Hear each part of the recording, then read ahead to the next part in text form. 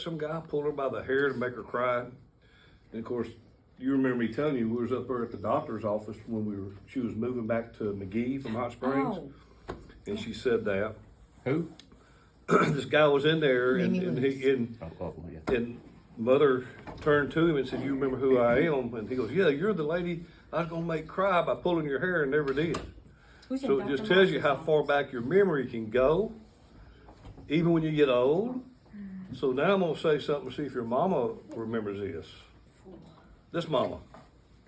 About But when I was a little kid, and I woke up real early one morning and went outside.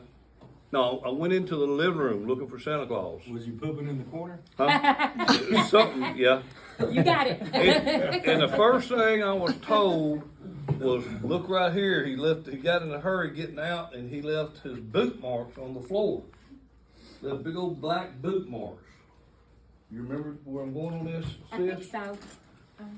And then we sort of talked a little about that. It was a white Christmas too, which is unusual. And right across from our place, there's a house with a brick wall, and you could walk between these two houses, but it was sort of a zigzag. So we walked outside, and she says, "Look, here's where his sled was."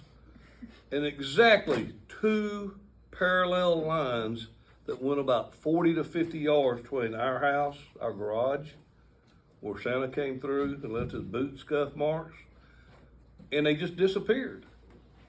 Now, if you don't believe in Santa Claus, then, that's your problem, because you don't get nothing for Christmas. But nevertheless, I went out there. Do you remember that, Vicki? Do you remember that? Between our garage right there and the Myers, there were two little marks in the snow, and they just disappeared. Yeah. I think you do, because I've told you this several times. You were there at the house, because I Did you wasn't. tell me or I I tell wasn't you? but 5 or 6 years old, so you were still around unless you were older. I'm not. Okay. But anyway, that was just my Santa Claus experience when I was